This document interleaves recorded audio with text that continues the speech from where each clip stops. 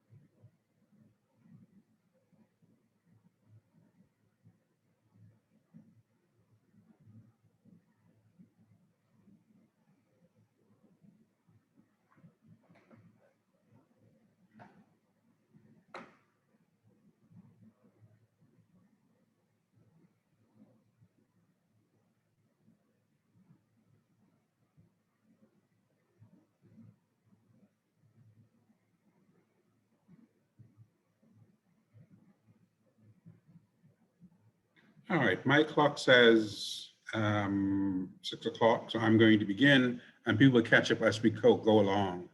I do see we have Mr. Mins, I think, if that's Kendrick. Now, is it Miss or Mr. Curry, Anwar? I can't tell from the first name. I know Miss Nikiva Newton.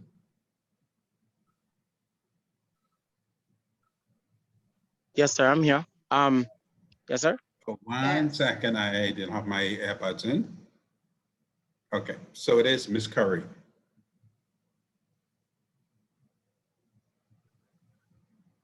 I'm a guy, but yes, sir. Oh, you're Mr. Curry. See, I can't tell. Yes, sir. Yes, sir. You go either way. All right, fine. Well, it's based off of the prince, Saudi Arabia. Oh, okay. I learned something new. Okay, and I see Nazma. That sounds like a Miss Clinton. Yes? No, Mrs. Well, yeah, you know, female. Yes. Okay. All right. So, Ms. Clinton. Okay, fine.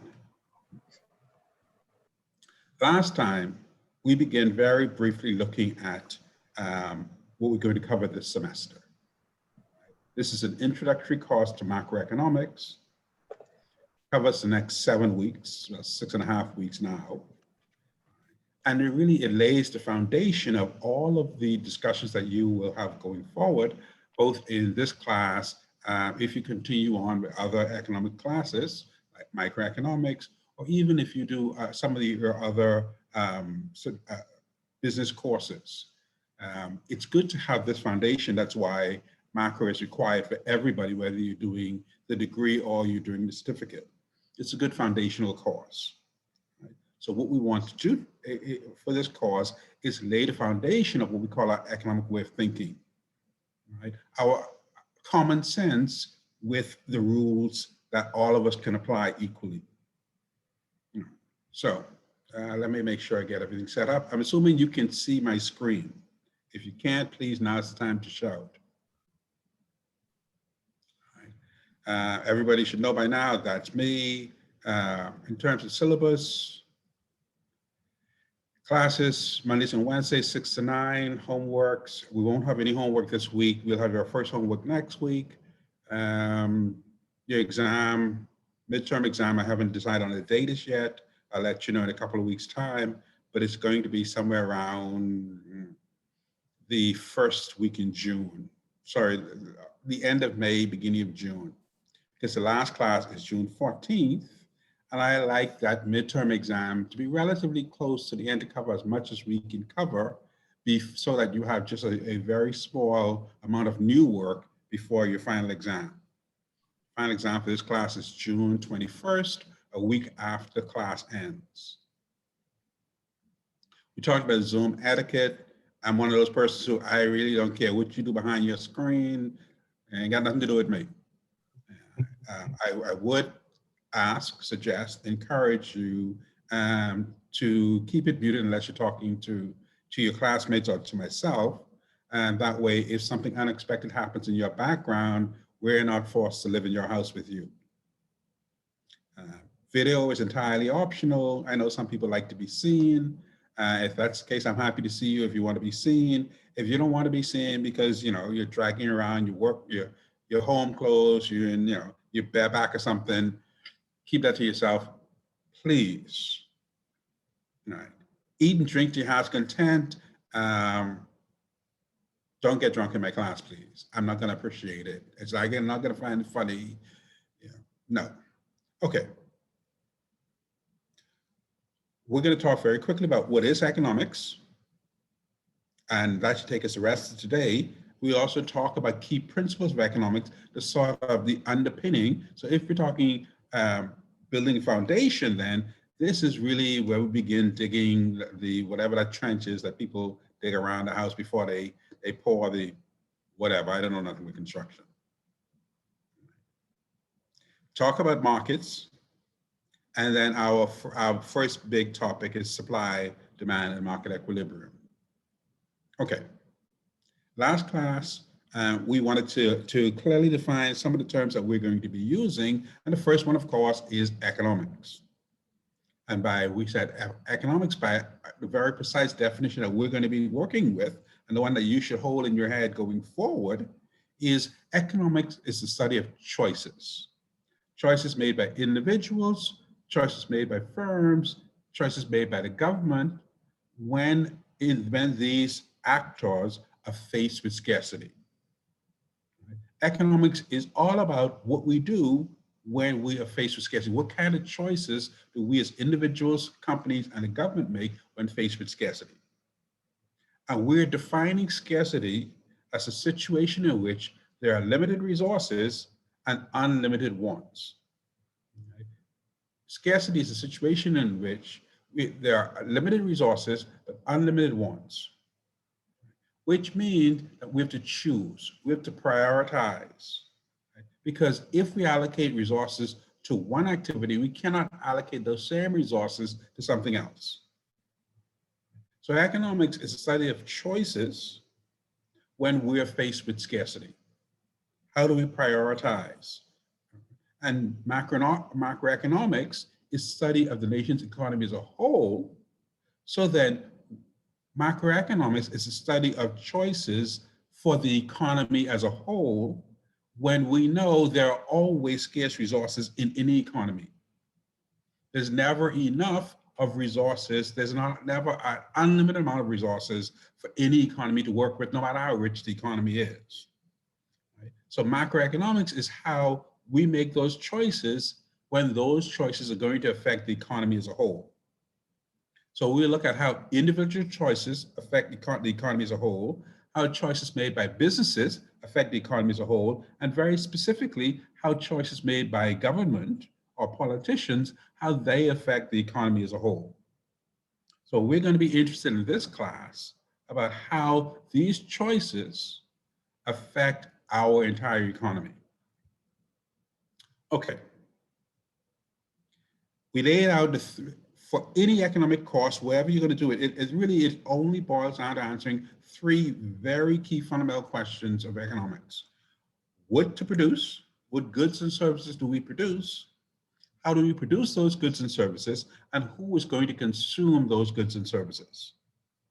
And we said macroeconomics, when you're talking about looking at the economy as a whole, we're only able to answer the questions, what goods and services does an economy produce?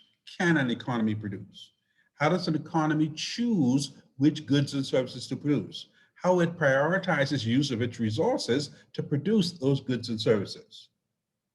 So macroeconomics is all about how we go about, what we go about producing. What are our options in this regard? Right. So if we're saying we're interested in what goods and services this economy can produce, we ought to start at the very beginning. What does this economy have to work with?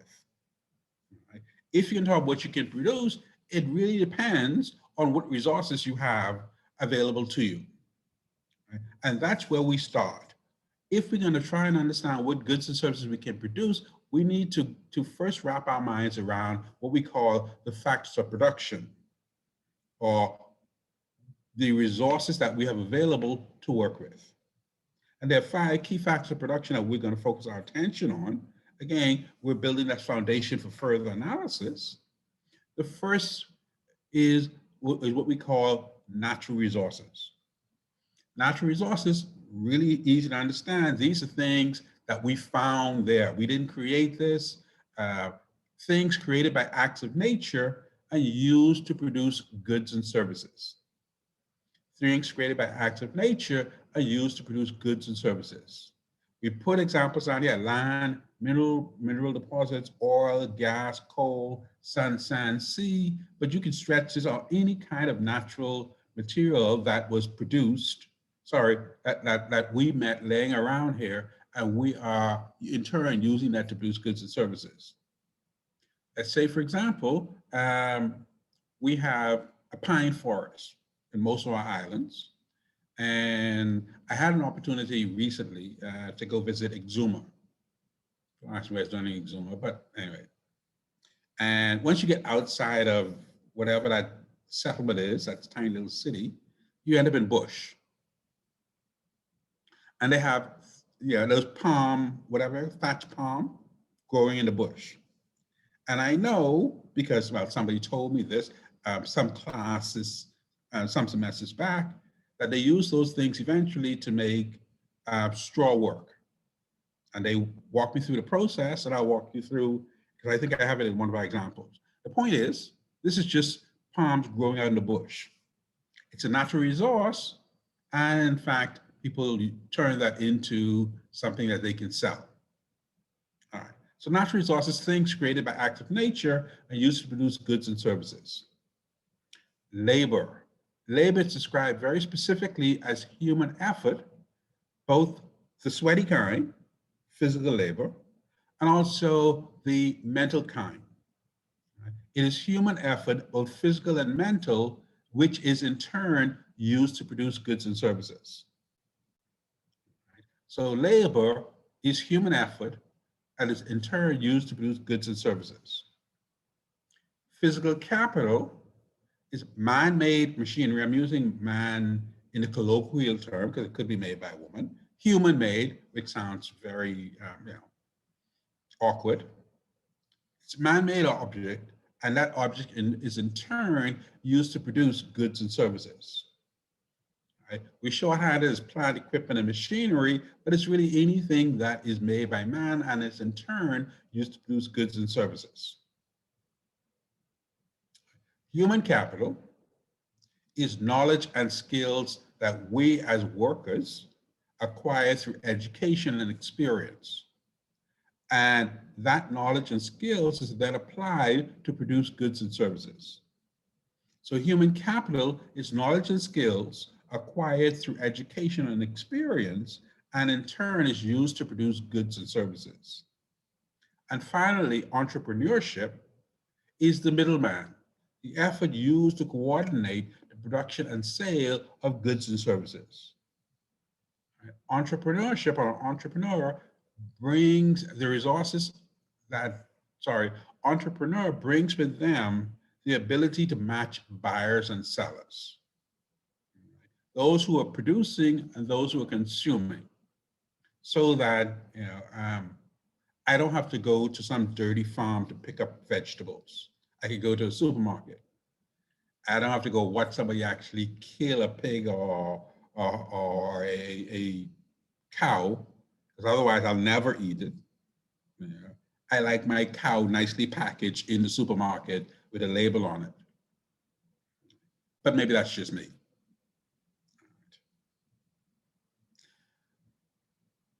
Maybe it's too early in the semester to be telling you new stories. But when I was a teenager, fresh out of high school, and finally able to break free of my parents, I used to go to Eleuthera for homecoming and regatta, chasing skirts. Shh, don't tell them about that. But the point is, I had grandparents from Eleuthera, and they had a farm. And supposedly I would be going to visit them and stay with them, but whatever. And when I come back to Nassau, they would send a box, for my parents. And usually this had fresh pork in it, which means that they kill a pig, cut it up, package it, and to send with me back to Nassau. I made a mistake. One time, my grandfather was harvesting, he called it, pigs and chicken. One pig, 5 chickens. Took them down to the seaside, and poor me, stupid 15, 16-year-old, I don't know no better. I'm going with him because, it's the middle of the day, so ain't that much happening. He wrings the chicken's neck and cut open his pig, and it was a good 6 months before I ate any of those ever again. Like I said, maybe it's just me.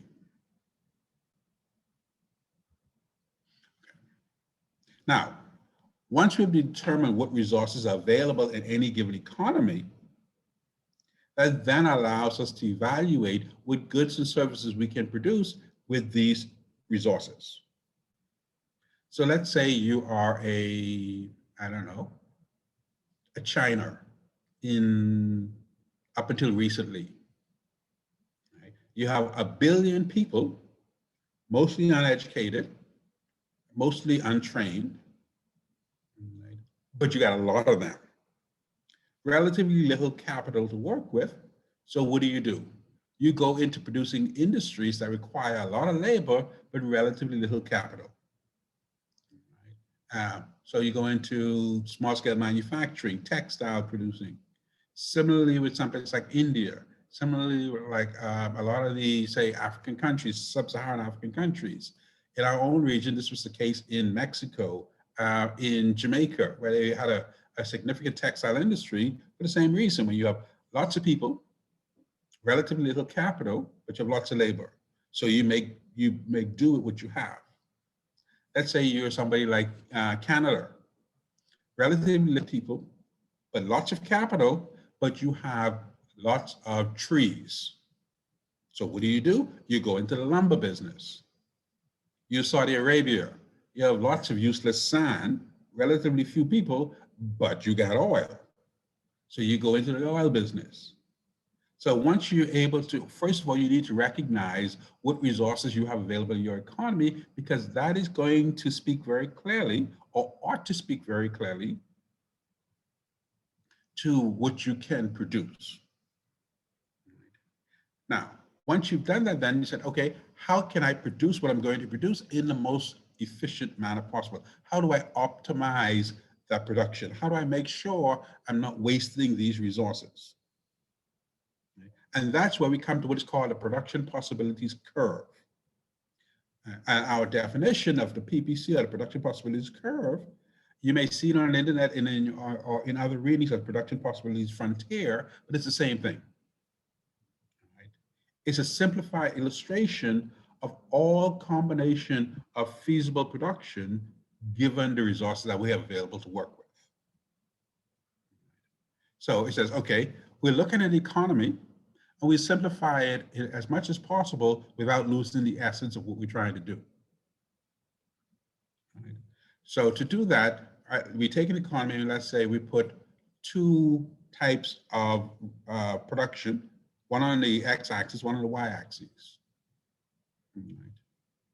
And we said, okay, what is the best combination, or most efficient combination of these two products that we can produce?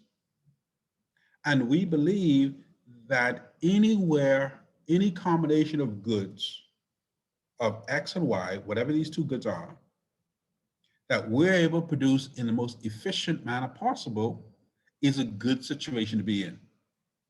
Now, that may mean us producing all of good Y and none of good X, because when we look at our resources available to us, our resources are ideal for producing good Y, but sucks for producing good X.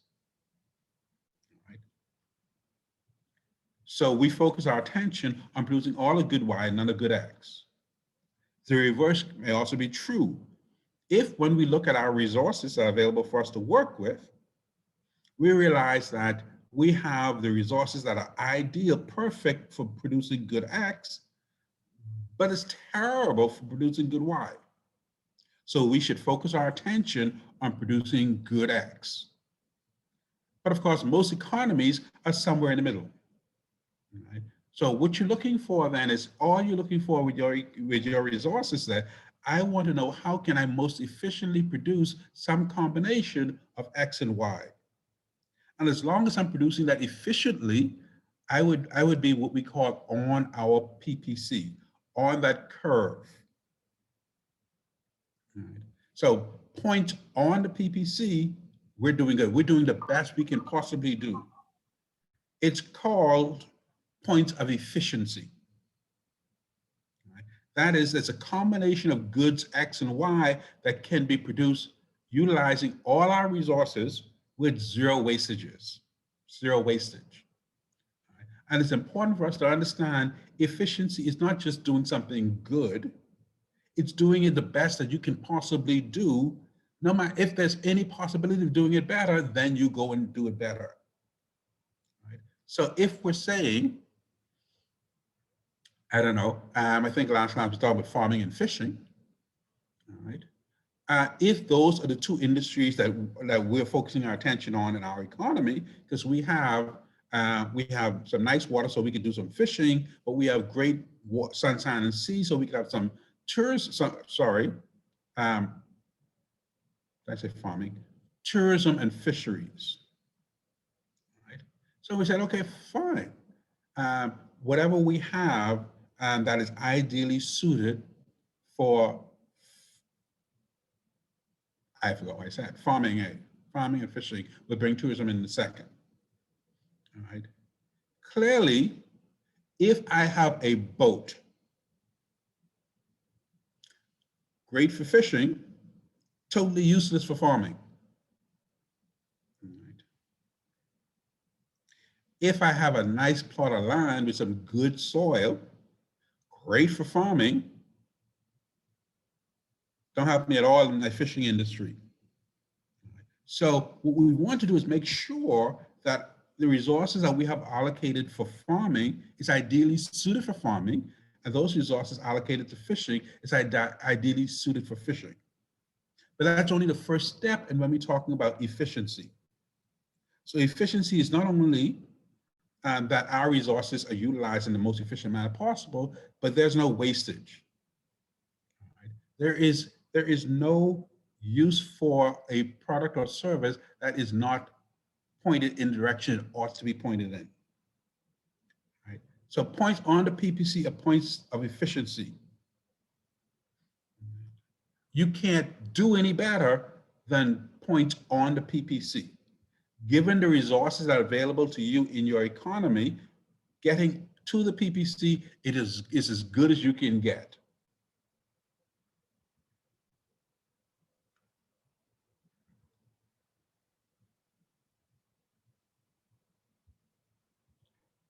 On the other hand, points inside the PPC represents points of inefficiency. If you look at the star that's in the middle of the diagram, inside the PPC, you can see, if you could draw a line down to your x-axis and cross to the y-axis, you can see where it's somewhere between 3 and 4 on the y-axis and somewhere between 1 and 2 on the x-axis.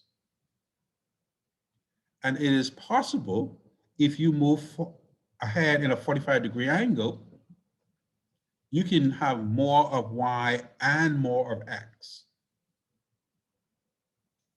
So it's possible, if we move towards the PPC from that star that's in the middle, we can do better, have more y and more x,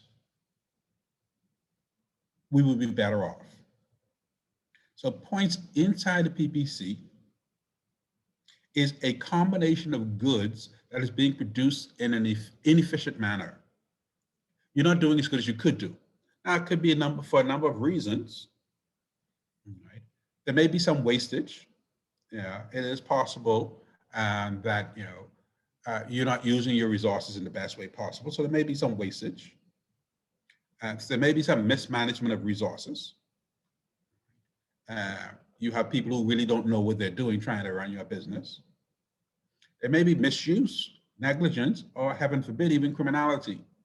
But the bottom line is, whatever's happening, you are not doing the best that you could possibly do. So you are inside the PPC. But if you tighten your belt, improve the way you manage your business, or now that we're talking about the economy as a whole, improve the way you run the country, we will begin moving closer and closer to the PPC. So by improving efficiency, we can increase the production of one good without reducing the production of another good, or even increase the production of both goods. In either case, we end up moving closer to PPC. So as an economy and as a policy maker, you're always trying to push your economy closer and closer to the PPC. Right? That's what a policymaker is intent on doing, a good policymaker. We're not talking politicians, because politicians aren't necessarily policymakers. Politicians are just the one who gets elected, but policymakers always trying to push the economy closer and closer to PPC. Right? So points on the PPC are points of efficiency. As good as we can do, given the resources available to us. Points inside the PPC, we can do better. All right.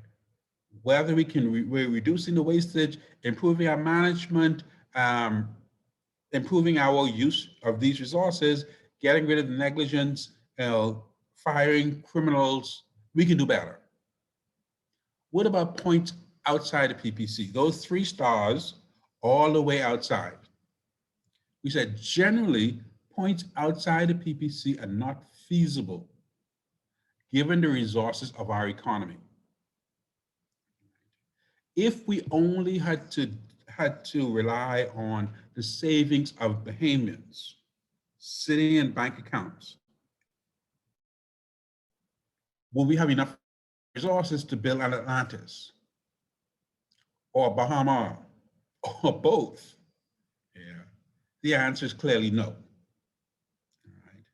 So we did not have and do not have sufficient resources within our economy, no matter how great we were utilizing those resources, even if there wasn't wastage, misuse, mismanagement, criminality, slackness, etc., even if that wasn't the case, we still wouldn't have enough resources within our economy. Yeah. We would need to bring resources from outside the economy to produce beyond our PPC. So points outside the PPC are not feasible given the resources of the economy. The best we can do, if all of our resources being utilized in the most efficient manner possible, will be able to produce on the PPC. However, so if you're asked a question, and it might be on a homework or exam, is it possible for an economy to produce beyond the PPC? The answer is no. Unless, or if resources can be received from outside the economy, it may be possible to produce at a level beyond the PPC. But only if you get resources from outside the economy. Okay. So what happens to the PPC if in fact we do get resources from outside? So here's our PPC. All right. And let's say we do get resources from outside the economy. You see the 4 stars that are on the PPC. And we drew a line to connect those 4 stars. And that determined, the frontier of our production possibilities curve. But if we got resources from outside the economy, and we're able to produce where those 3 stars are, what would happen if we drew the same line, but only connected those 3 stars? What you would see is a PPC that looks like this, that has shifted outward. Let me go back a second. If we were to draw a line connecting those 3 stars, but the line would also have to touch both our Y and our X axis, we end up with a PPC that has shifted outward. Right? And this outward shift in the PPC says that we have gotten resources from outside of our economy, and those resources are affecting our entire economy. Because, go back one more time. See, all we're saying is that these resources allows us to produce outside of our economy. And all other things being equal, if we get additional resources, we expect our PPC to shift out symmetrically. So an outward shift, outward symmetrical shift, right, occurs when there's an increase in a factor of production or an improvement in technology that affects all sectors equally. The result is an equal outward or symmetrical shift in the PPC. Think about this in terms of, say, for example, the emergence of the smartphone 5-6 years ago.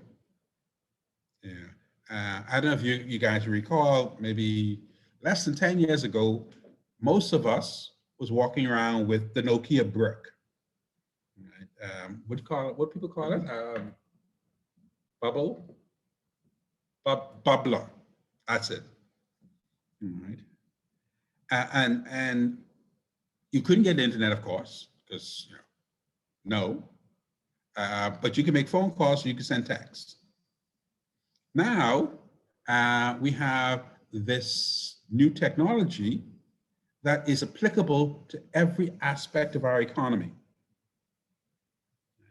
So it should make everything more efficient. An outward shift that affects the entire economy equally. Because the advent of the smartphone didn't affect just one particular industry or one particular sector, it affected everybody. Right? So if there's an improvement in technology like that, or you have this increase in resources or an increase in factor production that affected all the sectors equally, you would see this outward shift in the PPC. let's say, for example, let's see if I come up with another resource, labor. You know, our 5-factor production, one of those include labor. And let's say your prime minister loses his mind, not literally loses his mind, and he decides that he's going to legalize all immigrants in the country. Everybody get their paper. You get your paper, you get your paper, he get a paper, everybody get their paper, everybody can work. What's gonna happen? Right? Let's say you have some immigrants at the very bottom of the labor pool. No education, no training, no nothing. All they got is, you know, the strength of their limbs. So they're going to take on jobs that require that kind of effort. Gardening, legally now. Washing cars, legally now. Maid services, legally now. But they also can branch out beyond that. They can apply to a bank as a messenger because they can get driver's license now. You know, what else is the very lowest level of your bank? Right? They can do those jobs that don't require any education, any training. They can move into the construction industry. Well, they can't, you know, may not be able to lay brick or nothing, but they can lift, tote, and carry. So that is going to affect all of these sectors, right? Because that policy decision is not limited to just one specific sector of the economy. That labor is going to affect all sectors of our economy. So you would see this outward shift in the production possibilities curve. Right? And it will be symmetrical because it's affecting the entire economy. But the production possibilities curve can also shift in a non-symmetrical or asymmetrical manner if there's a factor production or an improvement in technology that only affects one sector. So, asymmetrical shifts. This occurs when there's an increase in technology or a factor production that affects only one sector. The result is an outward shift in the PPC, but only in favor of the affected sector. So what you would see in the diagrams then, you would see that shift only occurring for that sector. Okay, so let's add some addition. So any questions before we go on?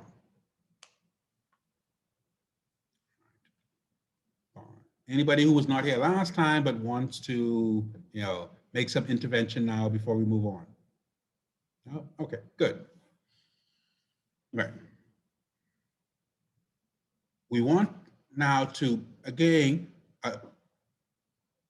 economic terms that we think we all understand quite clearly, because we think they're all common sense, but we want to make sure that we clearly define what these terms are so that whenever we use them going forward, we know we're using it, everybody's using the term in the same way. So some general economic definitions. These definitions relate to households and firms operating in the market, any market in our economy. So a market, by definition, is simply an arrangement that allows buyers and sellers to exchange goods and services for money. An arrangement that allows buyers and sellers to exchange goods and services for money. And we said there are two types of markets that we're going to focus our attention on, and that's useful for our discussion when we start talking about the economy as a whole. The first is called the factor market. And we call it the factor market because this is the market for factors of production. Right? Let me go back very quickly. Our 5 factors of production: natural resources, labor, physical capital, human capital, entrepreneurship. The factor market is how we go about buying and selling these factors of production. Natural resources, what kind of factor market are we talking about there? That may be the real estate market, oil market, gas market, market for precious minerals. It could be seaweed market, fisheries market, natural resources. The labor market is one that we're familiar with, at least we're familiar with the term labor market. The physical capital market is one we know even if you don't think we know it. Whenever you make an investment, right, you're in fact involved in the physical capital market. Right? Whenever you have a deposit in a bank, because what is the bank doing with that money? The bank's in turn lending that money out to individuals and businesses who are going to buy goods and services. So you're involved in the physical capital market. Human capital market, relatively straightforward. It's exactly what you're doing right at this very moment. I am selling my education services to you. You're buying it. It's a human capital market. You fully expect at the end of this process to have more knowledge and skills that you had before this class began. The entrepreneurship market, again, here, we're also talking about the market for intermediate goods, the market for intermediate funds. As an entrepreneur, I am getting money from people who have excess money, and I'm making that money available to people who need the money, and I make sure I'm getting my cut out of the deal. Right? I'm getting paid for my services. This is exactly what a bank is doing. A bank is taking deposits of people who have excess money and giving it to people who are loaning it, to people who need extra money, and the bank is getting paid as the middleman. Okay, so factor markets, market for factor production, labor, physical capital, human capital, etc. And owners of these factors of production sell them to firms for money. Owners of these factors of production sells them to firms for money. Then we have the goods market. The goods market is a market for goods and services that are produced by the firm, which in turn is sold to households for money.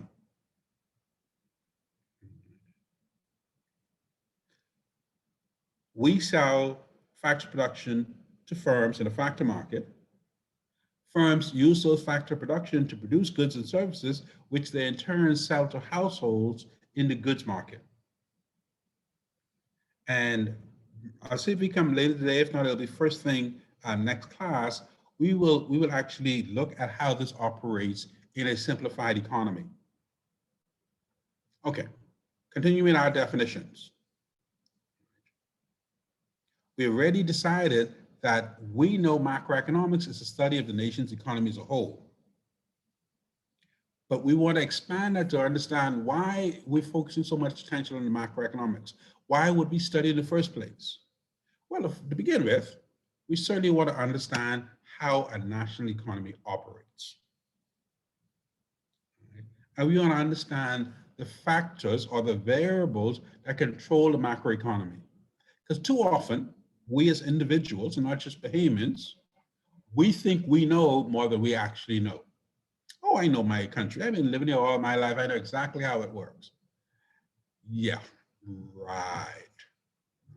So we study macroeconomics to understand how a national economy operates and the variables that control the macroeconomy. We also study macroeconomics to make informed business decisions.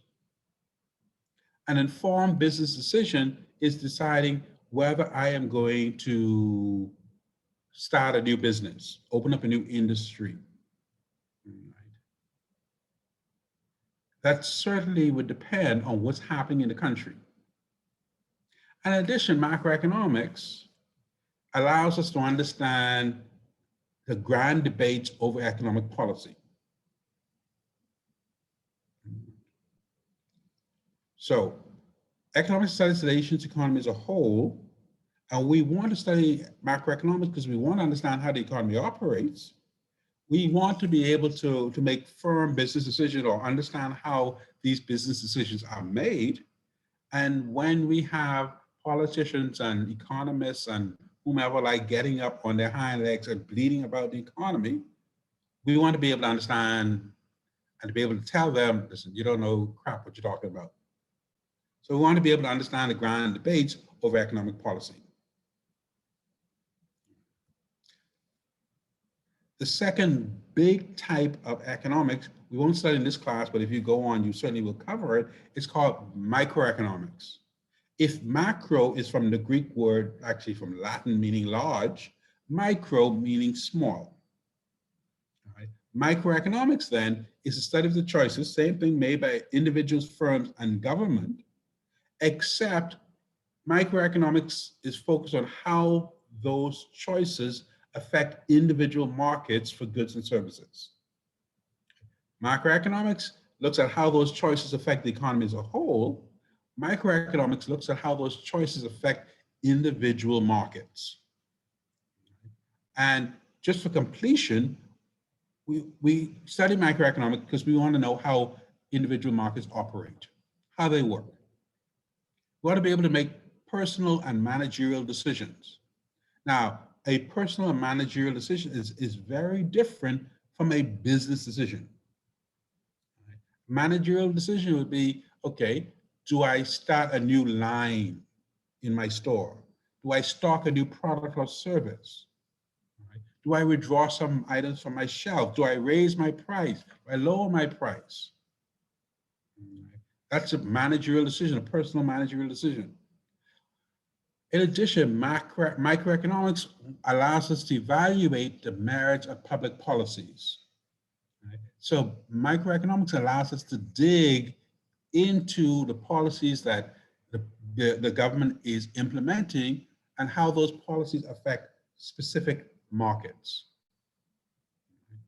So microeconomics is all about the market. Macroeconomics is looking at a country as a whole. Okay. Now, as budding economists, right, we have to reorient our thinking so that we're speaking the same language, using the same vocabulary, using the same syntax, so that when we use words and terms and we understand exactly what the other person is talking about. So first things first then, let's talk about how we as budding economists actually think about our economy. The economic way of thinking is what we call it. So the first thing you want to understand is that in economics, particularly macroeconomics, we're looking at it as an economy as a whole. An economy, a national economy, is a big thing with a lot of moving parts. It is absolutely impossible to look at an entire economy at once. So in economics, we make assumptions that allow us to simplify, but only insofar as that simplification facilitates learning. So in economics, we make assumptions that allow us to simplify all these things that we're trying to do, but only insofar as that simplification facilitates learning. And one part of that simplification process is we work with certain assumptions. And we know right at the top, these are assumptions, so therefore they're not always true, but they're true often enough that we can make decisions and learn based on these assumptions. And at first, and there's only a few of them we're going to focus our attention on, the first of which is the rationality assumption. Or in the common vernacular, people are selfish. We all want to look out for number one. me first. Now, I know, you know, there are people out there who are genuinely unselfish. And occasionally we all can act unselfishly. If push comes to shove, maybe once in a while, you know, if it don't hurt us too much, you know. Second Tuesday every third month of every leap year. Yeah, perhaps. But the irrationality assumption is an assumption because it's true almost always. And here's the assumption in its precise form. We assume that individuals always make prudent and logical decisions that provides them with the greatest benefit or satisfaction and that are in their highest self-interest. Translation, all right, we always want to get the best bang for our buck. We want to know that when we make a decision, when we make a choice, is because it's prudent, it's rational, it's logical, it's reasonable, and it is going to provide us the most benefit or satisfaction for the effort or money involved in that decision-making process. So you can clearly see how that makes sense. It makes a lot of sense. Now, you know, when we say people are selfish, it sounds bad, but when you actually spread it out and you define it properly, you say, okay, I can see, okay, I got that. Right? Rationality assumption. Listen, you work hard all day, every day. You get paid at the end of the month. You're not going to spend that money on anything that's not going to provide you with some benefit, some satisfaction. You say, Bob, I have to pay bills. Yeah. You pay BPL because you want the joy and the satisfaction of being able to do things after dark. Similarly for cable and BTC and whatever other bills you're paying. If you weren't getting the benefit or satisfaction from that, then you wouldn't have those services. When you go in the food store and you pick up whatever it is that you're picking up, your decision, your choice about those purchases, whether or not you realize it or not, you weigh how much satisfaction, how much benefit you're getting from your spending. Otherwise, you keep the money in your pocket. So the rationality assumption is a reasonable assumption to make, even though we know there may be an odd occasion where it may not always hold up. The second assumption is what is called informed business making assumption. We assume that individuals have all the information necessary to make an informed business decision.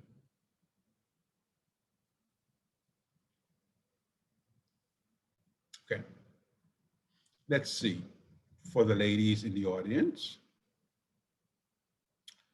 what's a nice dress store? Right. Yeah.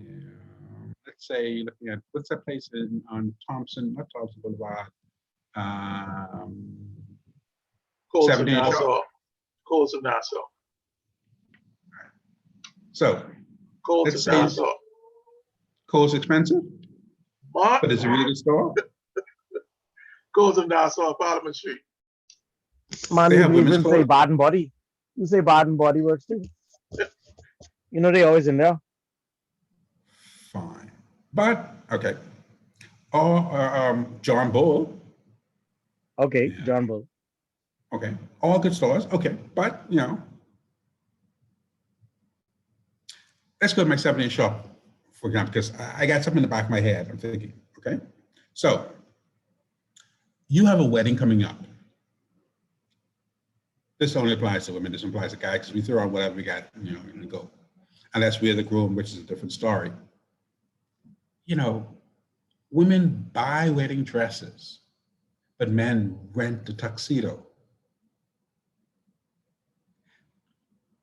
It's a lesson to learn there somewhere. I don't know what it is, but anyway, fine. You have a wedding coming up, so of course you need a new dress. You go into 17 shop and you see a dress that you like. Right? Here's what's going through your head whether you realize it or not. The decision-making process.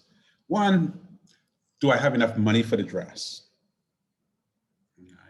Right. Is it the right style that I like, the right color I like? Will it fit me? Do I have the right accessories? Do I have the right shoes like at home to go with that? Or I have to go look for shoes too? Do I have the right bag to go with that? What is the likelihood that I'm going to show up at a wedding and I'm going to see some other female wearing my dress? Right? All of this is going to factor into whether or not you're going to make that purchase. But most of these things you don't know. You don't know that you're going to walk out of 17, go into wherever, I was going to say Thomas Animal, but nobody goes in there anymore. Some Southwest Plaza, someplace, and see the same dress for 50% less than what you paid. You don't know. All right.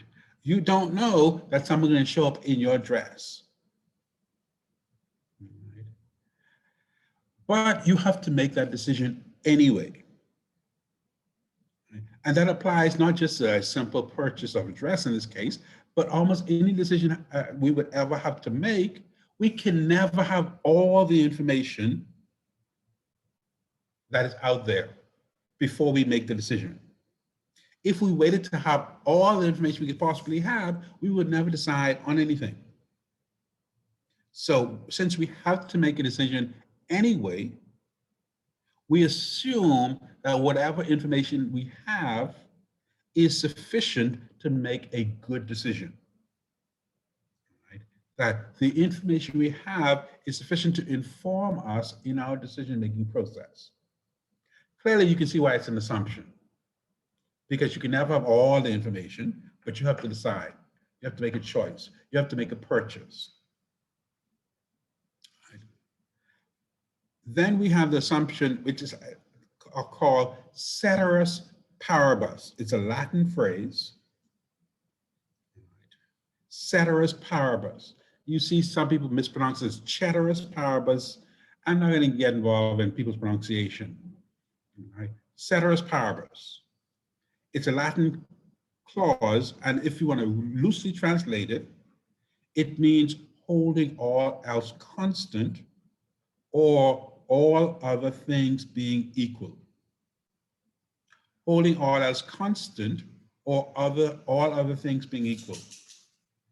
And what this assumption says is that we must assume that all the other variables or factors that may affect our decision-making process, we're ignoring. So one assumes that all other variables except those immediate consideration are held constant or unchanged.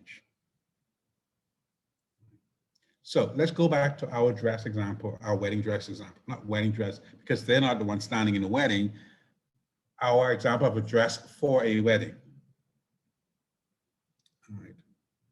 All those other factors that we talked about that may affect her decision about buying that dress, ceteris paribus says, bringing all of those, and we're only going to focus on the one variable that's most important to us, to her, when she is looking at that dress.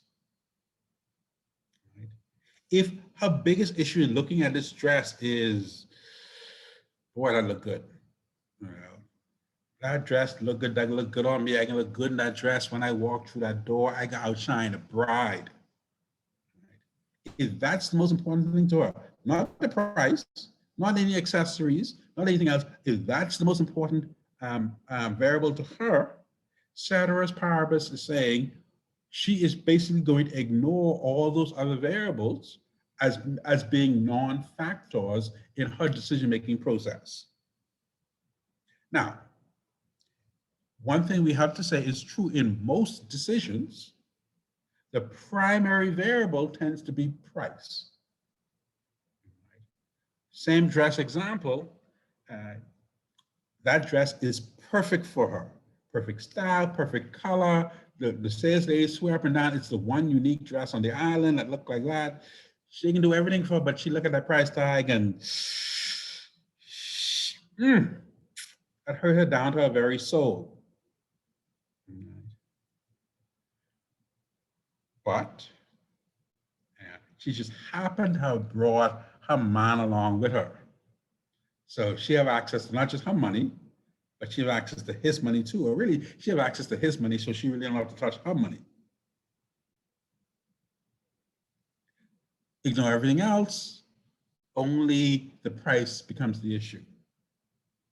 So ceteris paribus says, when it comes to our decision-making process, we can assume that we're going to focus on one primary variable, one primary factor, and we're going to assume the rest of the factors are not going to meaningfully affect our decision-making process.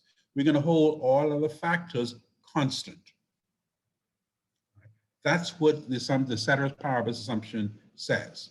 And clearly you can see it is an assumption because it's not always true, but it's true often enough that we focus on the thing that's most important to us and ignore the rest. All right, so continuing our economic way of thinking. Did I lose my spot? No. As economists, we think on the margin. All right, so we focus our attention on small, incremental, or marginal change to determine whether or not we should adjust our level of activity. A good example of this, if you want to wrap your minds around it, is think of how a large supermarket operates. Say a Solomon. Is it Solomon? Solomon's. Right. If you shop there regularly or any supermarket on a regular basis, you realize very quickly that from week to week, that item that you pick up all the time, the price changes.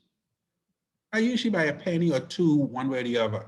Sometimes we go up by a couple of pennies, go down by a couple of pennies. Well, since we at Central Bank got rid of the penny, up and down by a nickel. All right. Why? Because it's a very small change, but supermarkets, food stores, right, they make very small changes and then see how much of that product is sold during the course of the next week. And they decide, okay, let's adjust it another way and see what happens to our sales. Because that's going to affect how much of that item that they keep on the shelf, how much of that item they order, how much of that item they keep in the warehouse. And that's why cash registers these days are really computers. Right? Because the cashier is not just taking your money, she's recording how many of this item is sold at a given price. And that feeds into the administrative part of the supermarket where those decisions are made. And that occurred across an entire economy. So economists will look at small incremental changes, or we call marginal changes, to determine whether to change a level of economic activity. Similarly, for say a good policymaker would say, okay, VAT is 12%. He's not going to recommend an increase in VAT from 12 to 20%. What he'll do is say increase in VAT from 12 to 12.25% and see what happens. What happened to the government revenues when we increase VAT from 12 to 12.25%? Do we have people marching on Parliament? Do you see rioting in the street? No? Okay, cool. Next year, we increase from 12.25 to 12.5%. Small, tiny, incremental changes and see what happens. Because we know if we go from 12 to 20% right off the bat, y'all gonna burn down the town. Everybody can cry palm out, et cetera, and I ain't never win election no more. So I make small incremental changes and see what happens. I'll give you an example of policymakers making large changes, and even though it bettered the society as a whole, it ended up being a bad way of making a decision. I don't know if you guys, yeah, you're all full grown. So you remember when we had bad roads in Nassau.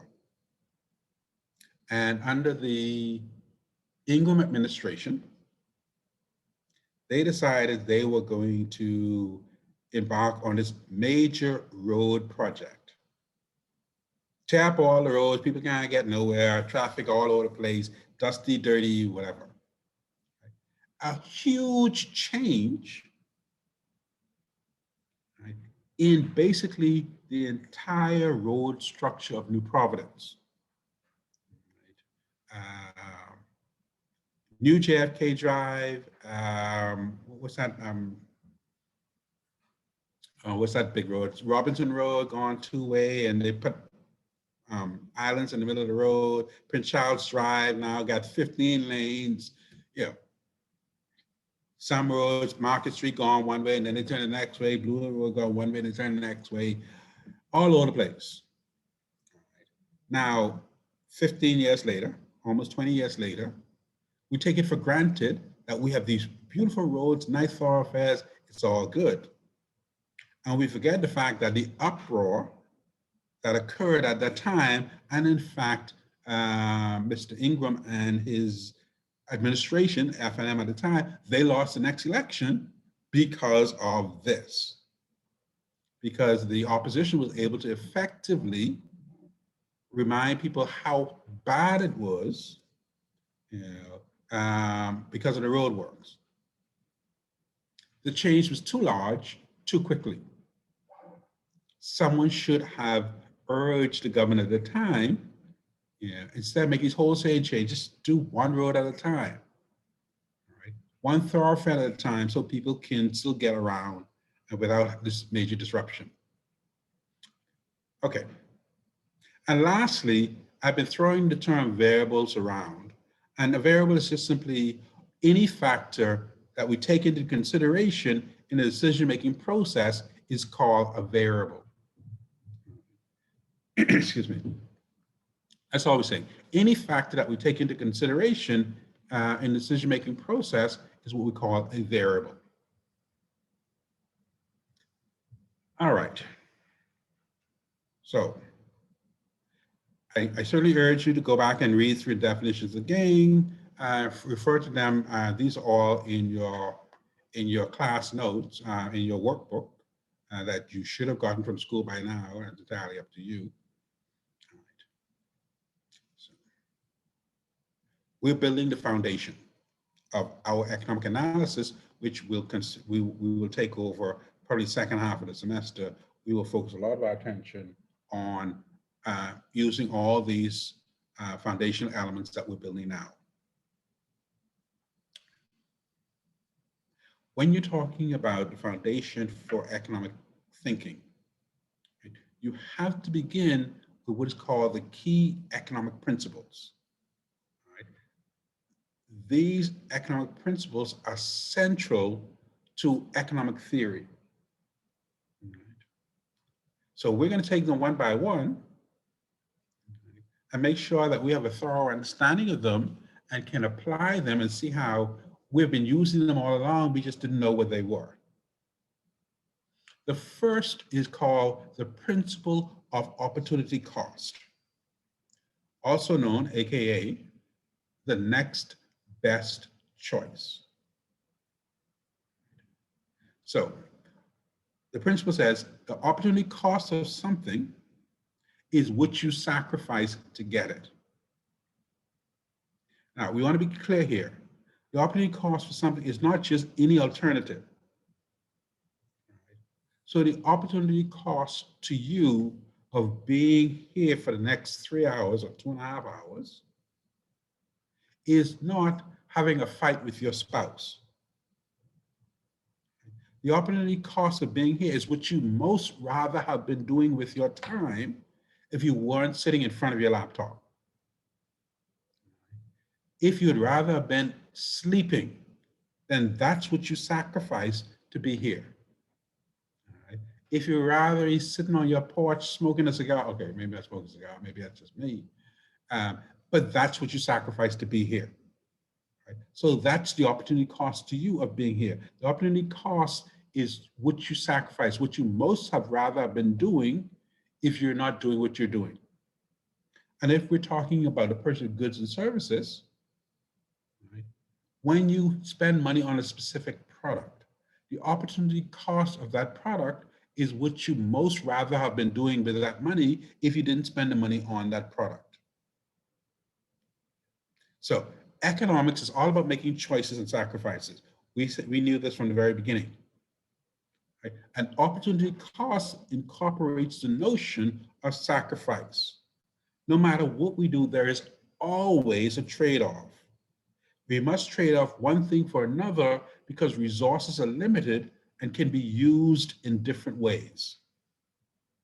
By making a choice to consume a good or service, we use up resources that could have been used to acquire something else. So the principle of opportunity cost is all about sacrifice. It's the next best choice. What we rather have been consuming or doing if we weren't consuming or doing what we're doing now. I hope that's clear. By all means, interrupt me, stop me if something is ever not clear. You want some further clarification, you want some examples, you want something that will help you lock it in your brain, by all means. Okay, so the principle of opportunity cost. The next principle that we want to consider is called the marginal principle. We talked about economists thinking on the margin, but certainly this principle encapsulates that. The marginal principle is based on a comparison of marginal benefits and marginal costs of a particular activity. The marginal benefit is any additional benefit you get from a small increase in some activity, and the marginal cost is additional cost resulting from a small increase in that activity. So let's say, I don't know, you decided that for whatever reason, you're fine. Okay. You think you're fine, everybody else think you're fine, but in your head, you're a blimp. So you want to exercise. You want to go walking. All right, fine. What's the marginal benefit and marginal cost of you deciding, okay, I'm gonna get up 5 o'clock in the morning and go walking for an hour?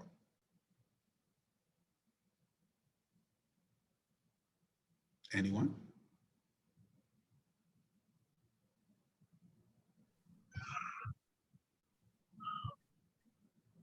You What get was some the question? exercise. What was the question? What was? Repeat that, please.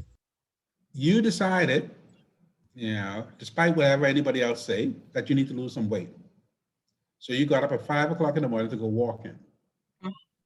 Right. What is the marginal benefit and what's the marginal cost of deciding to go walking for an hour first thing in the morning? The marginal Are you cost just starting is out? losing sleep, and the marginal benefit is, well, you lose sleep. 1 with the hour marginal sleep. cost, Yeah, and the you lose marginal 1 hour benefit. sleep. Well, That's the the benefit benefit. is you feel healthier. I assume you feel healthier. You feel great. You're And you losing weight. and you lose weight. Yeah, maybe eventually, Yeah, man. You but know. yes. Yeah, first, it can hurt. You can sweat and you can cuss yourself because, and then it's dark and, yeah, but eventually, but you're quite right. The marginal cost is you end up losing an hour's sleep. Marginal benefit is that you get some exercise and you move some ways towards your goal of being happy with the way you look when you looking in the mirror. If you look at the chart on the right-hand side, Did I?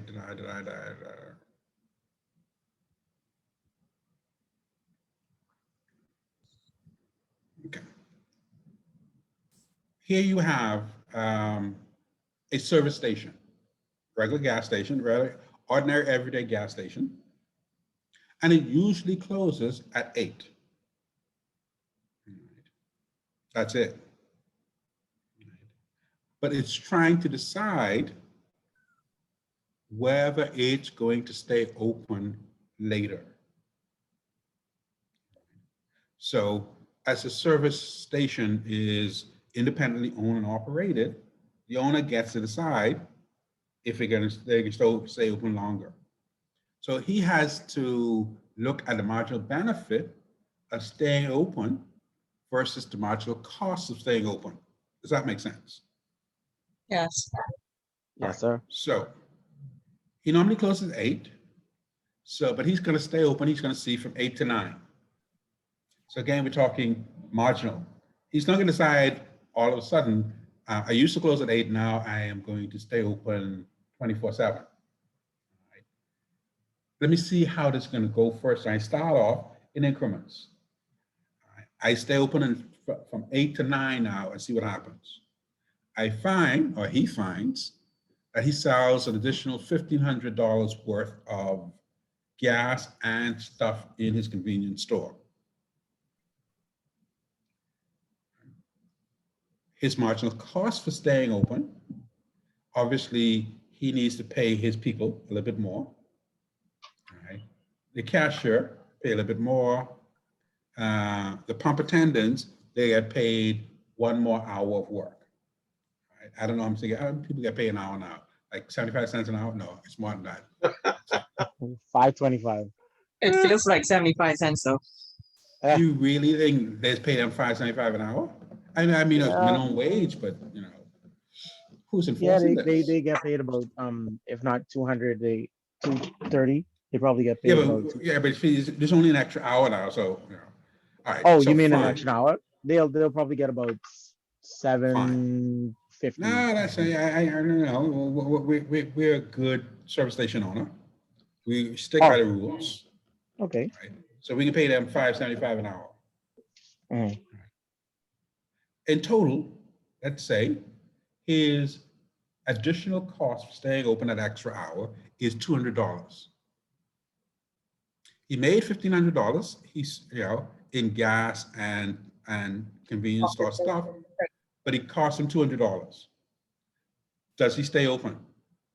Yes. Oh yeah, he's staying open. Does Definitely he will. make an extra $1,300 for being open that extra hour? Yep. So Yeah, sure. here's our marginal benefit of 1,500, our marginal cost, and that little symbol there is the Greek letter pi, which means profits. Right? So he makes $1,300 in profit. Okay, fine. He smiled and said, okay, what if I go another hour? Go from 9 to 10. All right. Now, it's a little later, so I don't get quite as much traffic. So I only sell $1,000 worth of gas and convenience store items. Again, he used to pay these people for staying an extra hour.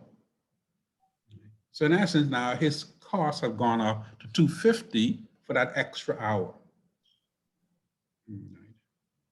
Does he stay open? Sure. Because Yeah. he still comes out He's ahead still making profit. $750. All right. Okay. Should he continue? As long as he making Yes, that he money. should.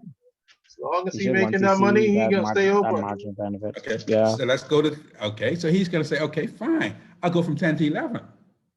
I make 750. It costs me 300. I still come out ahead 450. Yeah. Then he close it. Does he go from 11 to 12? No.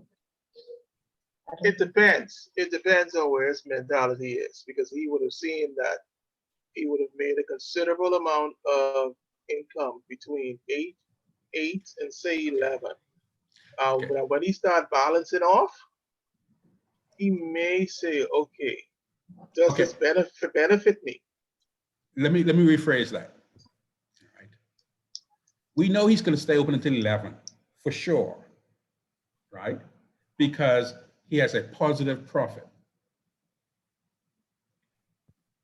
What about from till 11:15?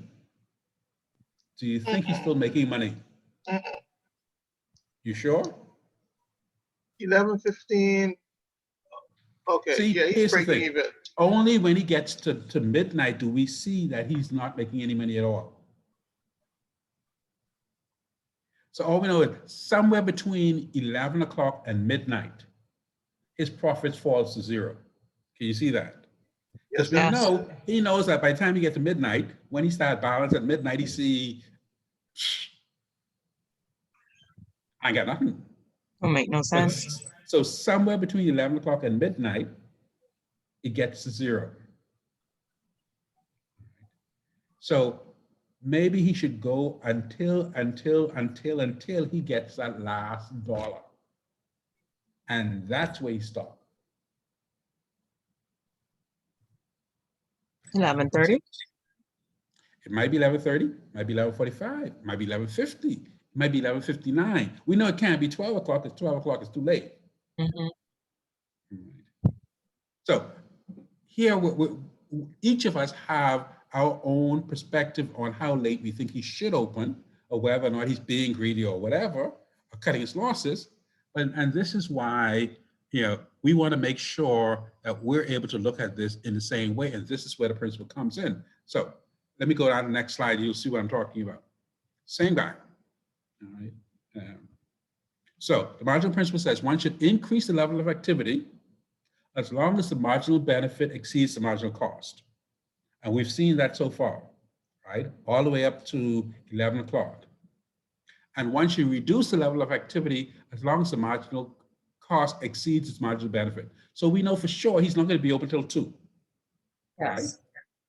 Because it can cost him too much in security and extra utilities, and he's not going to make, what, $50 worth of sales? So we know he's not going to be open till 2. He may try that and realize how lousy an idea it is, and then he cut it back to 1 o'clock and think, it still ain't working, and continue to cut back. So the marginal principle says that you should reduce the level of activity as long as the marginal cost exceeds the marginal benefit. And you should choose the level of activity such that the marginal benefit exactly equals the marginal cost. A business is in the business of making money. You are not in the business of leaving any profits on the table. So you should drag this all the way to the very end until you make that very last dollar. That's what the principle says. And if you look at the bottom graph, you can see the blue line is his marginal benefit is falling over time, and the red line is his marginal cost increasing over time. And where they cross is where he should stop his activity. Now, we can get all math in on this, and we can calculate down to the minute how late he should stay open. But I'm not going to scare you that quickly. Not yet. All right, we can play with math eventually, but not yet. Right now, we're establishing the foundation. We ain't playing with the roof and putting on gutters and landscaping yet. No. We're still building foundation. Okay. So that's the marginal principle. Right? We do not want to confuse this with the principle of diminishing returns. All right, the principle of diminishing returns says that if output is produced with 2 or more inputs,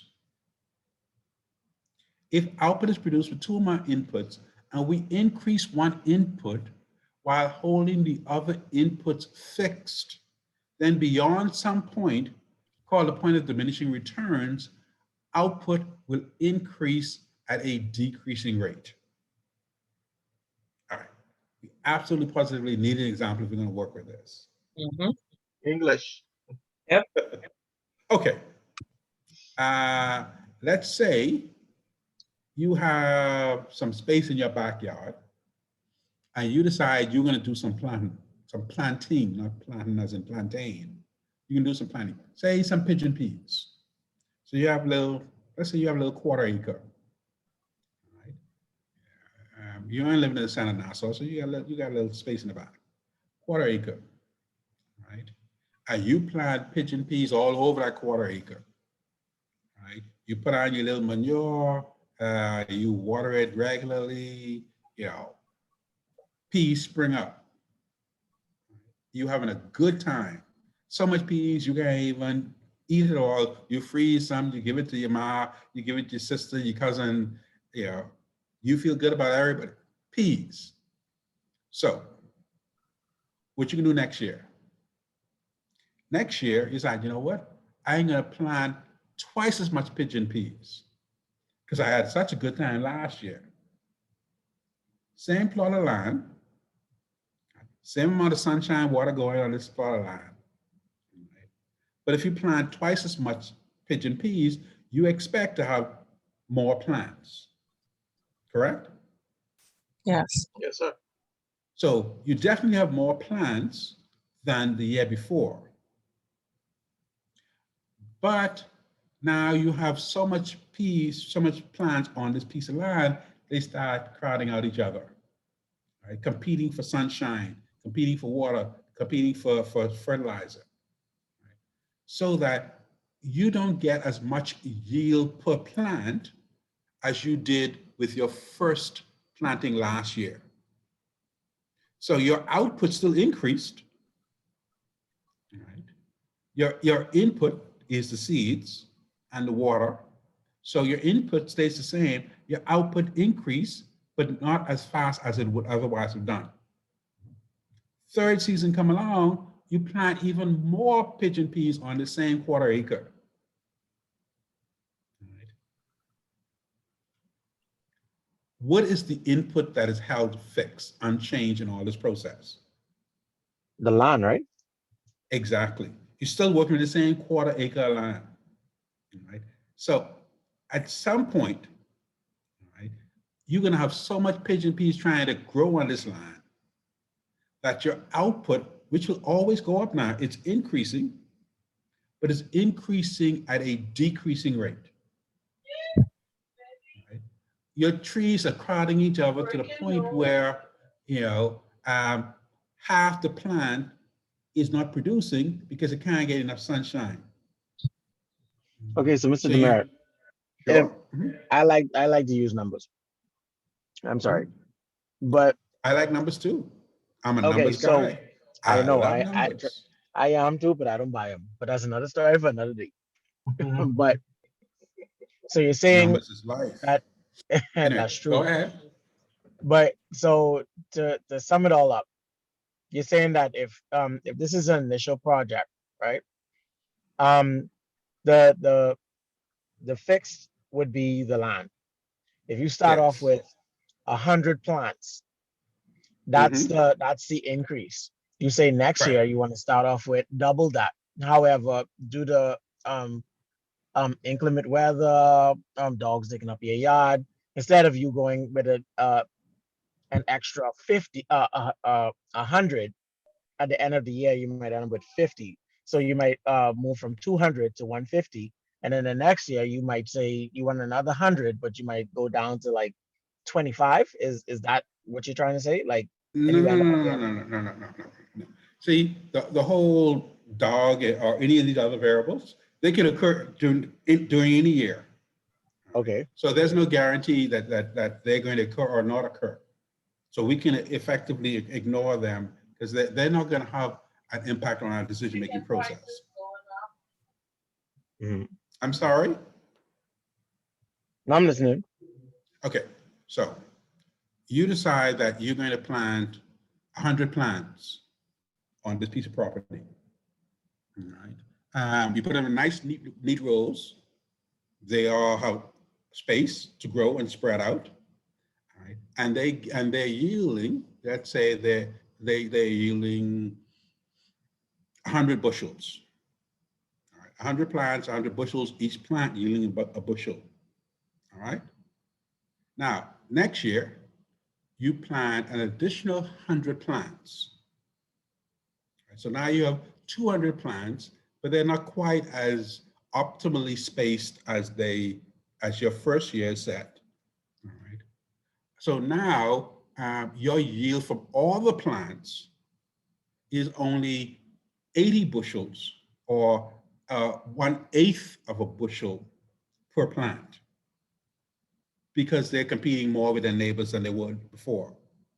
The third year, you plant another 100 plants. So now you have 300 plants on this piece of property. The yield is falling even further. Right? The yield per plant now is 0.5 bushels per plant, whereas in the second year it's 0.8 bushels per plant, and in the first year it was 1 bushel per plant. Now understand, you are still increasing your harvest, right? Because 50 bushels per plant from 300 plants, that's 1,500 bushels, or actually 15,000 bushels. Right? So your output still went up, but your output per plant has gone down. Okay, I got you. Your output is increasing, but at a decreasing rate. The fourth year, you decide to add another 100 plants to this piece of property. You can't even see the dirt no more. And now your yield per plant has fallen to 20, or 0.2 bushels per plant. Your yield, you still have a positive yield from each plant. So your total yield is still going up, but it's going up so slowly, right? So it continues to increase, but at a decreasing rate. And that occurs because your input is increasing, number of plants are increasing, but there is one input in your production process, land, that's fixed. All right. Irrationality, I used to hang out in Irrationality back in the day. All right. And one of the things I learned very early on is that if you like conch salad, right, you go to Irrationality early to get conch salad. Right, because the vendors have only a limited number of conch, a limited amount of conch. That's fixed. So a conch salad stall may have 200, 300 conchs in the water, and that's it for the night. Right. So he's going to make conch salad, and that first hour, 2 hours making conch salad, you're getting good conch. All right, what is called an adequate amount of conch in your conch salad. By the time you get to 10 o'clock, 11 o'clock, 12 o'clock, right, the amount of conch relative to the amount of herbs, the ratio is going to change considerably. Right. Now, you're still going to get conch in your conch salad, else it wouldn't be conch salad. Right. But clearly, the output is going to increase at a decreasing rate. The amount of conch in your conch salad is going to continue to go down, because you have a limited, one of your inputs is fixed. In this case, the conch. All the other inputs are not limited, are not fixed. You can always get more onions, more peppers, or whatever. So the principle of diminishing return says, with any activity, if we increase one input while holding the other input or inputs fixed at some point, and we call that point the point of diminishing returns, output will increase at a decreasing rate.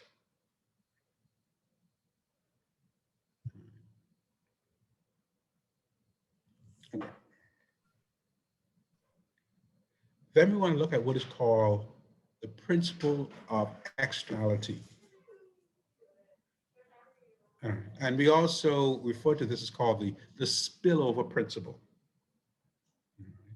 And the principle in its most concise form says, for some goods, the cost of producing or consuming that good or service is not confined or limited to the producer or consumer of that good or service. The cost spills over onto non-involved parties. people who didn't have a choice and whose interest was not taken into account. We call that a negative externality. Think of this, a good example would be pollution. Let's say you have a factory and you happen to be living next door to the dump and it catches on fire. Here, the negative impact of that is spilling over to you, but you had no say in the matter. You're not involved in this process. Classic example, you have a farmer, right? And he puts fertilizer on his field. Rain washes that fertilizer into a stream that's running next to the field. Right? That stream empties into a pond. Some little boys throw fishing line into that pond and pull up a fish with 3 eyes. They have nothing to do with the farm. They don't benefit from the farm. They weren't involved in the decision-making process by the farmer, but yet they're suffering the consequences. Right? That's called a negative externality. I had an office in Central Bank that had this amazing view looking at the harbor. Right? I waste many an hour just staring out my window. Then they went and built a building next to the bank and blocked my view. Nobody asked my opinion.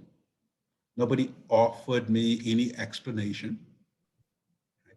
That building caused me some negativity. I didn't get my sight anymore. The cost spilled over me as a non-involved party. Right? So a negative externality is when the cost of producing or consuming a good is not confined to those who are producing and consuming the good, but instead the cost spills over onto non-involved parties. Now we have to be careful here because we're talking about, we have to be able to ascertain that the parties involved is non-involved. So for example, let's say, they discover oil down south off in Agua, wherever they drill in for oil. All right. And there is an oil spill, and it affects the Bahamas beaches. So clearly, that has an impact on us as Bahamians. However, this oil exploration was very profitable for the Bahamas to the point where the Bahamian government gave every Bahamian, man, woman, and child, a check for $5,000. Money coming from the oil industry. Can we really say the Bahamians are a non-involved party in this affair? So even though they are affected by that oil spill, they are not a non-involved party because they're getting money from the industry. And a negative externality must be that somebody is not involved in that process.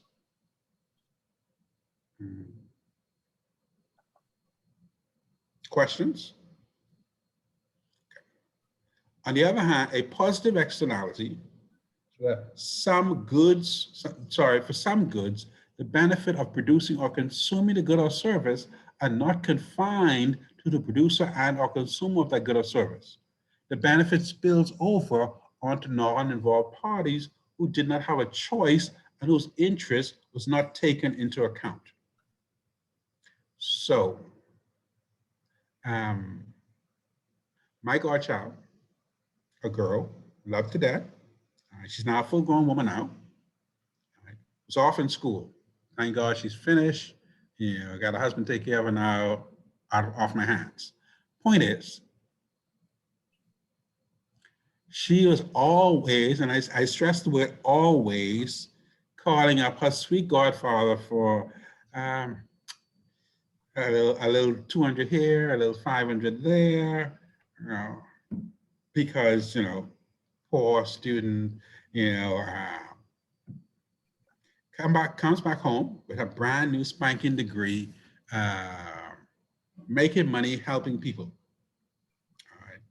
She actually went into accounting and now is a CPA. Right. Now, people who she's helping, because she also does some pro bono work. Her knowledge, her experience, her education is spilled over onto them, and they had to pay for her education. I helped pay for her education. So they had positive externality.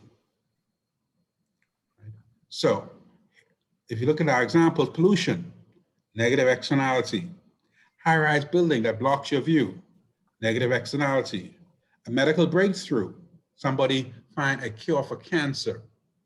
All of us benefit, very few of us had to actually pay for that person's education. Positive externality. And what I will do, certainly as part of your homework come next week, I will give you a whole list of scenarios and you determine if there's a positive or negative externality associated with it.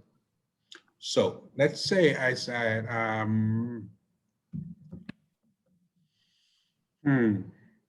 the new Bahama Hotel. It ain't new no more, it's a couple of years old, but okay, fine. Can you identify negative and positive externality associated with that new hotel opening? Now think about it now. The positive is a tourist attraction for everybody. I think the negative would probably be, I don't see anything negative, to be honest. I mean, probably someone's view or something like that. I'm not too sure. But Let me I help you know. out. I live out west, right? Oh, traffic. See, there's a negative externality. Right. Another positive externality may be Jobs. No, it can't be jobs. Oh no, because it affects them. Why can't it be jobs? Because it directly affects people. They're directly. involved. They are an involved party, right? Yeah. No, it may be that landowners in the general vicinity may find that the value of their property goes up.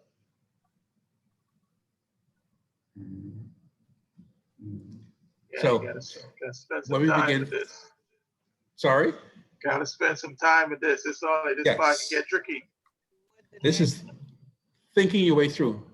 Yes, sorry. Would a negative be when they're online, they affect the power grid? Okay, so we're saying they use up more juice. Yeah. Which affects the other consumers in the area or in the city altogether. So does that mean power goes up more for these people? Don't talk that too soon. They I'm have asking. spoken some stuff. Yeah. No, what I'm asking is that, so you're suggesting that the power is limited, so when Bahama uses power, some other people got to be in the dark. It's been said. I don't know if that's still the case, but it has been said. That's a tough argument to make. Okay. When you put forward that whole scenario, the first thing popped in my head was the BPL scenario. And I'm like, is that positive or is that negative? Okay, so here's the thing. All right, when you are addressing questions like this, all right, there is no right or wrong. All right. If, for example, and that was Denise. No, sorry, that was Nazma. Clinton. Sorry. Yeah. Okay, Clinton. All right. If you can make a sound economic argument that, in fact, me as an uninvolved Western consumer of electricity is suffering because this hotel sucking up all the juice. Right? If that's the argument you can make, and I say, okay, I didn't think about that argument, but you know what? Damn, it makes sense. Then you get your point, right? Because you have properly applied the principle to a scenario that was presented to you. So here could, because even though I may not have had it in my head as the ideal answer for this question, if you provide me, because it shows that you're thinking about the issue, right? And you provide an answer that makes sense economically. See, the thing with economics in particular, and what you find is that this is not like math. This is not either right or wrong. All right? This is saying, you have given me a foundation to work with, Mr. Merritt, but you can't tell me what kind of house I can build. I can build the kind of house that I like. I'm just going to make sure I'm going to use your foundation that you give me to work with. And if I can justify that my house makes sense, right, even though I got 15 bedrooms and 1 bathroom, hey, maybe my people are close. Right? Who are you to say? All right. Okay. The reality principle. Again, these ones we understand, and I do encourage you to go through them again, and see if you can come up with examples on your own where it makes sense in your head. The reality principle. The reality principle says what matters to people is the real value of money or income, not the face value. So what matters to people is real value, what you can buy with the money, not the face value of the money. The nominal value for an amount of money is simply its face value, it's what's printed on the note. The real value of an amount of money is measured in terms of the quantity of goods that it can actually buy, what's called its purchasing power. Right? And the example that I put here is that way back in the 60s, even before I was born, if you were making $10,000 a year, all right, you were making a good income. That's enough to manage a family. You can buy a house, maybe get a car. You could have a wife and a couple of children on $10,000 a year. $10,000 is $100 notes. Right. Try and imagine now, 2021, what can you possibly buy with 10,000? You can't live off $10,000 a year. That's what, less than $1,000 a month. That's $800 a month. Yeah, you really think you could live off $800 a month? They just announced the chicken going up in paper towel going up. Toilet tissue. Yeah, you can't get that. But you do realize, though, that whether we're talking 2021 or 1965, that $10,000 is still $100 notes. That hasn't changed. So the nominal value of that money hasn't changed. It's still $100 notes. What has changed is what it can buy, the purchasing power of that money. Right? And whether you realize it or not, we focus on what the money can buy rather than the amount of money itself.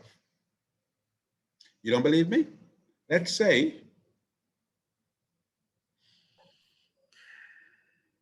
the end of this year, you have your normal performance evaluation that most companies do with their employees. All right. And you did such a bang-up job that the company is going to give you a 5% raise. So the nominal value of your salary has gone up by 5%. But the price of goods and services in the supermarket has also gone up by 5%. Are you any better off? Nope. Why not? You have 5% more money than you had before. But the purchasing power went up along with it, cost of living. Yeah, the amount of stuff that you can buy with that hasn't changed because the price of stuff went up and met, and in fact, what could be worse is that you get your 5% income increase in salaries, but the price of goods go up by more than 5%. you lose. Right? The reality principle says really is that we're interested in the purchasing power. We're interested in what our money can actually buy. Right? That's all the reality principle says. We're interested in the purchasing power, what the money can buy as opposed to the nominal value of the money. And finally, the principle of voluntary exchange. Always a controversial principle. Yeah, I don't quite understand why, but it's when I get into a lot of arguments with students. Right. Now, the principle of voluntary exchange takes into account the rationality assumption. The rationality assumption says that we act in our own best interests. Right? We seek to maximize the benefit that we get. Right? Which means that when you're working, whatever job you're working with now, you are voluntarily exchanging your time, your effort for money. Right? I give you my time, I give you my blood, sweat, and tears, you give me money. The employer is doing exactly the same thing. The employer is saying, I will give you money if you give me blood, sweat, and tears. Right? And the employer is not going to give you more money than they think they're getting in blood, sweat, and tears from you. And you're not going to give the employer more of your blood, sweat, and tears if you're not getting more money for it. Right? So the only reason why you get up every morning and go to work because you think you are better off for doing it. The only reason the company's hiring you, willing to pay you, is because the company thinks it's better off for doing it. Both of you think you're better off for this transaction. So the principle of voluntary exchange says that in any voluntary exchange between two parties, both parties are better off. Voluntary exchange, mind you. You went into this choice voluntarily. I had an old economics professor who was a little salty. All right. So he liked to use these personal examples to sort of hammer these things through. Yeah. But his thing with this is a marriage. All right. The only reason why a woman would marry a man is because she thinks she will be better off with him in her life than without him in her life. The only reason that man would marry that woman is because he thinks he will be better off with her in his life than not in his life. So the only reason why they would get married is because marriage makes them both better off. You can see why it's controversial, but you can also see why it makes sense. All right, so those are the key economic principles. Certainly when we start talking about your first homework,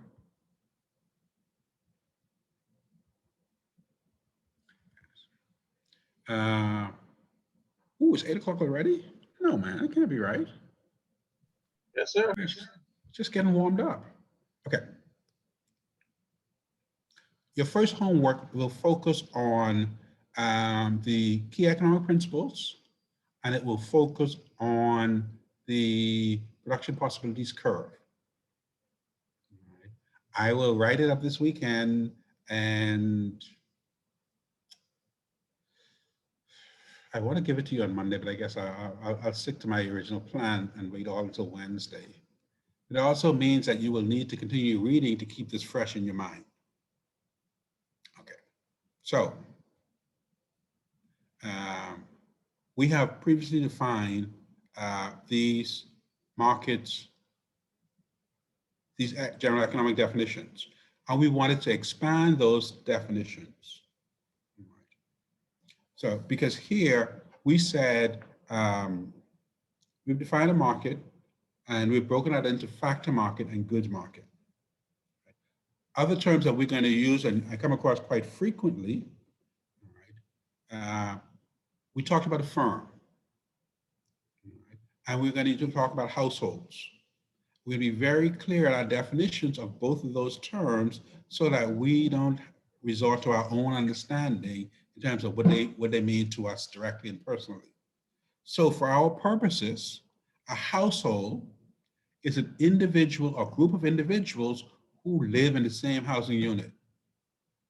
You don't have to be related, you don't have to be married, you don't have to be even getting along. It's an individual or group of individuals who live in the same housing unit. And a firm or a company is an organization that uses resources to produce products which it then sells for money. A firm is an organization that uses resources to produce a product which it then sells for money. And there are three types of firms that we want to consider. These should be familiar to you to some degree. The first is called a sole proprietorship. A sole proprietorship is a firm owned by a single person, and that person is fully liable for all the firm's debts.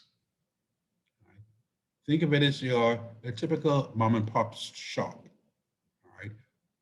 One owner, or him and the wife,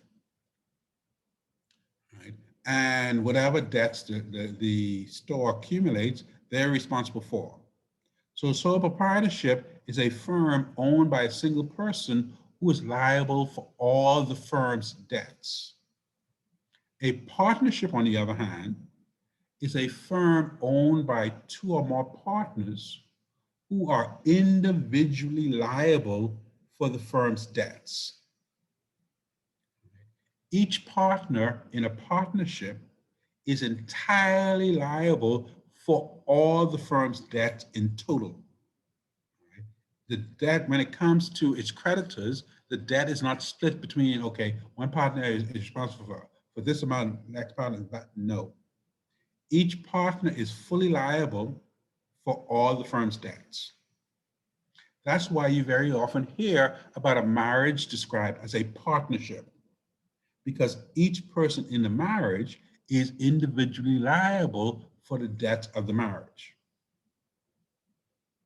That is, you got married, you and your husband, and you all took out a mortgage for a house, right? You catch him cheating, oops, it was only that one time. Anyway, cut no slack, kick him out. He decides that, oh, okay, you won't be like that. I'm not going to pay the mortgage. All right. We used to split it 50-50. I ain't paid no more. You cannot go to the bank and say, okay, I have paid my half this month. Y'all go look for him for his half. The bank is going to tell you straight and plain. All right. In this partnership, this marriage, in this mortgage contract, you are each individually liable for the full monthly payment. So you need to go find him for that other half, because all I know is I need the full payment every month. Partnership is a firm owned by two or more partners who are individually liable for the firm's debts. And lastly, we have a corporation. A corporation, legally speaking, is a person. It's a legal entity that's owned by stockholders, and each stockholder's liability is limited to the value of his or her stock or share of the company. And it's called a share because the investor owns a specific share of the company based on the value of the stock that he's holding. So you're only liable to the value of your holdings, right? Not all the debts that the company may incur. So a corporation is a legal entity owned by the stockholder, and each stockholder liability is limited to the value of his or her stock or share of the company. Okay, I think I want to stop there. Let me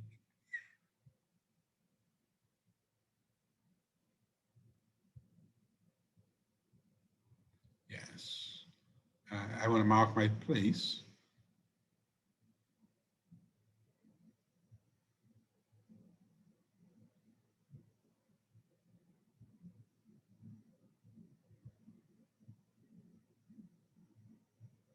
Okay.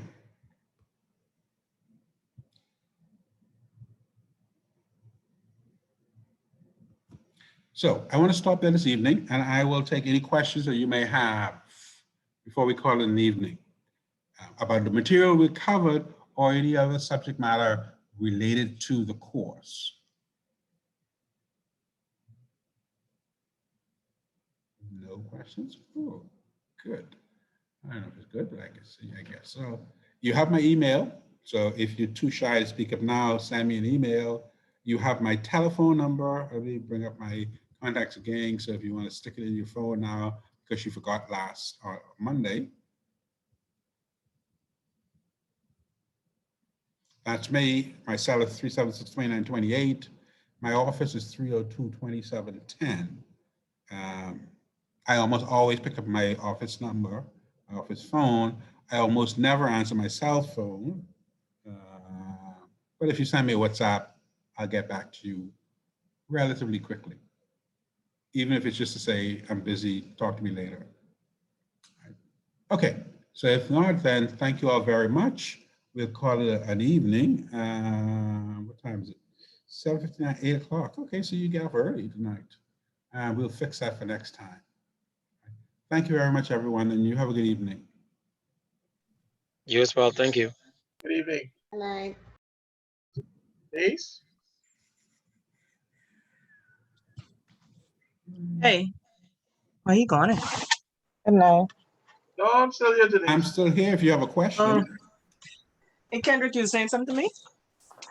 No, anyway, we'll talk later. Okay, cool. All right, good night, all. Everyone. Good night. Good night.